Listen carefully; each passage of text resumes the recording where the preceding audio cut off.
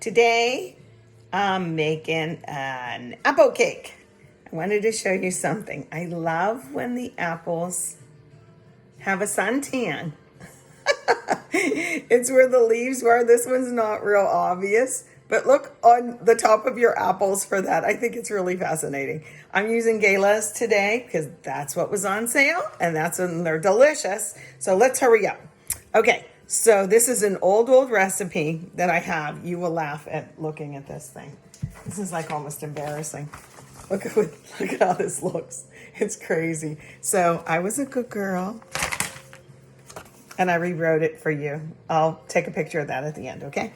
So I want to point the camera down and let's get rolling. This is usually in a 13 by 9 pan. I have to tip this, okay? I don't know, can you see that? I've been having trouble with that. Can you see stuff? That might be good, just like that. Okay, thanks for your patience with me. Okay, so I cut up, this calls for 4 cups of apples sliced. And it's 2 cups of sugar and a couple of beaten eggs, and you whisk them all together and you put them, can you see this? Yeah, you put these and set them aside. I don't usually set it aside, but I actually did for longer than I should have today.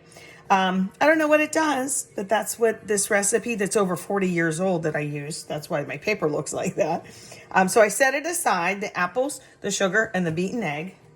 Okay. And then we're going to do the dry ingredients. But I wanted to show you one thing about apples. Can you see? Yeah. Okay, whoopsie. Let me peel this real quick. I used to, go around the horn and do one big long apple peel.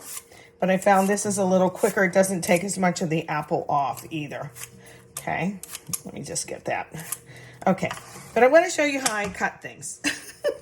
Just might save you some time. My mom and my Aunt Alice, who was famous for her apple pie. I have actually a lot of aunts who are very famous for their pies, but that's another story, another video.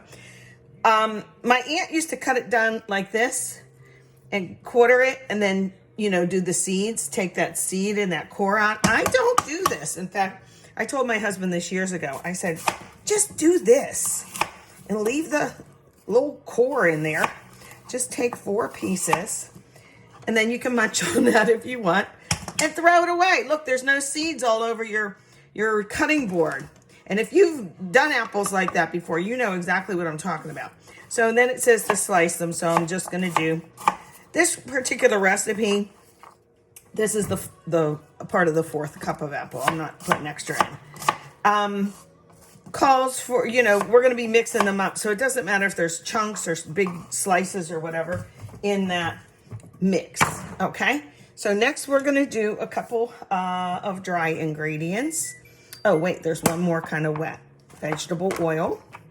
We're going to do 3/4 of a cup of that. And let me talk to you real quick while I'm pouring this in the mix. Okay.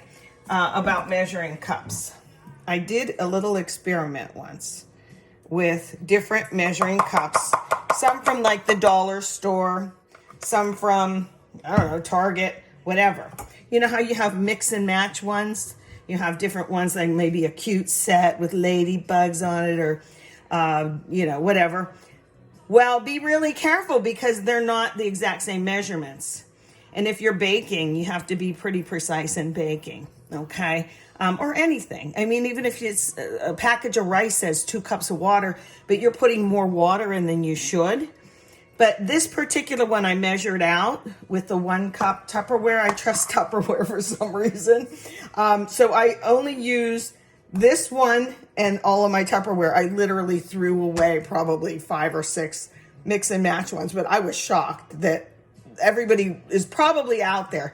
So do this and let me know. Get out your measuring cups. Get one that you're definitely sure of, perhaps a glass Pyrex one or something that they measured correctly. Get your dollar store one and measure them out and see if they are concise. So we got some oil in there. We're going to do a little bit of vanilla. I make my own vanilla. You don't have to.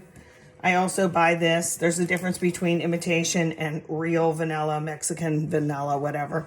But I also like this little product. If you don't want to add the liquid to whatever you're making, say it's cookies or something. Vanilla bean paste is really yummy. It's very strong.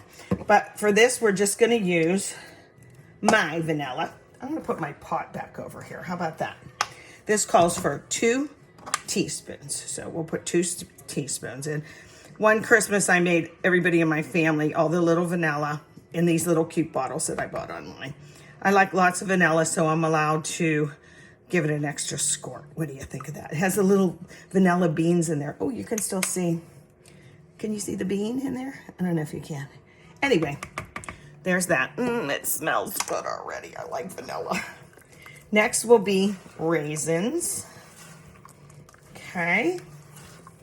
I have my oven on 350 preheating. Preheating is important when you're baking because as soon as it goes in, it has to get a hold of your recipe. I have raisins here. It calls for a cup. Now, if your raisins are old especially and you don't want them to sink, you really should put them in a little bit of flour around them so that they don't sink to the bottom. In fact, I probably should do that. I'll get out a bowl. Bear with me here, y'all. Okay, I need a cup of raisins. And yes, I can use this particular measuring cup. I like lots of raisins. I don't have any nuts. This calls for a cup of nuts too, but I didn't have them. So what I'm gonna do, so they don't sink to the bottom, is I will add a little bit of flour. Do this to it, okay? I might not put these in till the last, so, because I'm gonna be stirring a lot. So don't let me forget the raisins. I love raisins. Okay, after raisins comes the nuts.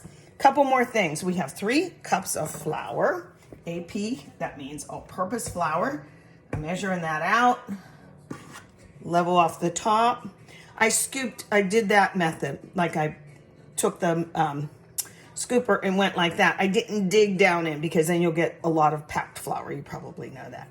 Am I going to sift it this time? No, I'm in a hurry. Things to do. I want to go get my tomatoes. This is number 2. We'll do number 3 and we will be off. Yes, I'm preheating an oven. Like I said, it calls for a 13 by 9 pan, but I didn't want to do that because I want to give my neighbors one of the 2 cakes. So I'm doing 2 that are approximately the 13 by 9 together, okay?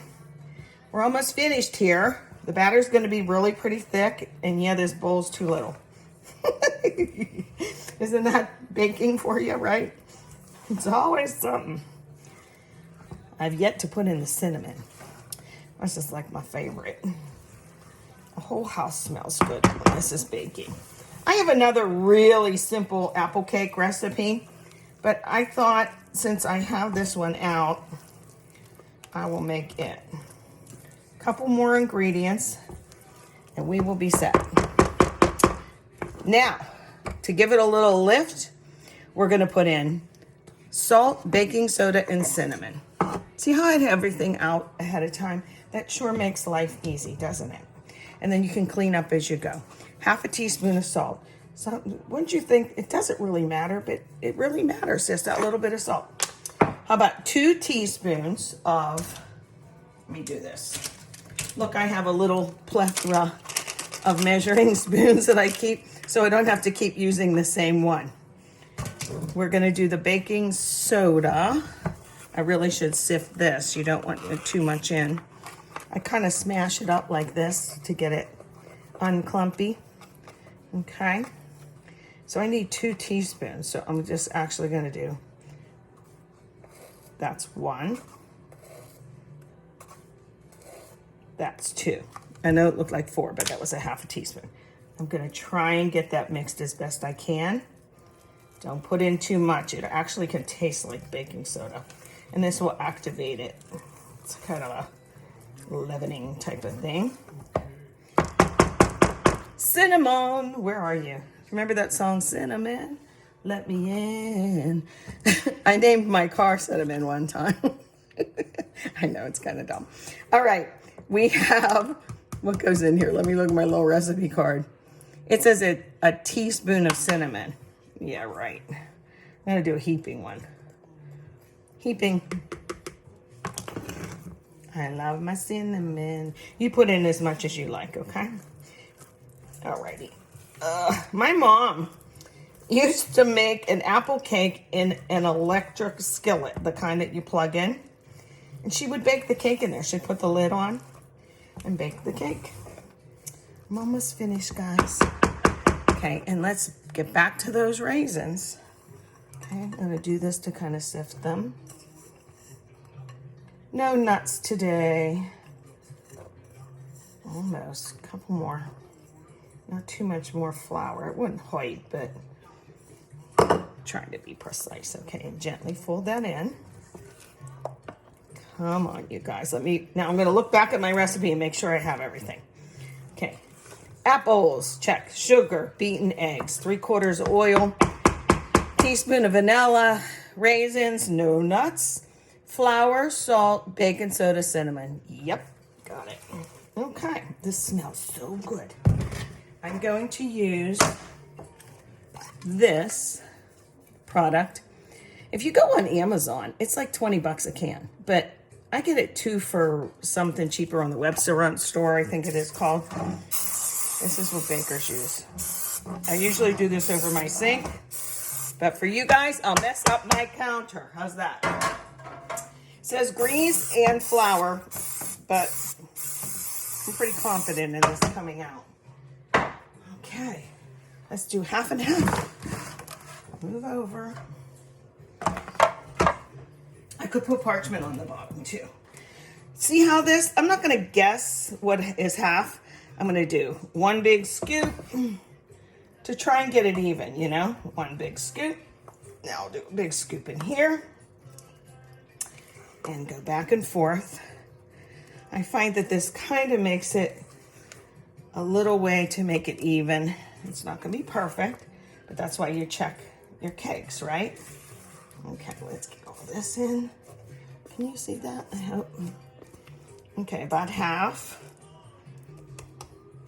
Another half. And I owe you a little bit more in this one. Okay. Let me do this. Alrighty. I give it a shake instead of tapping it.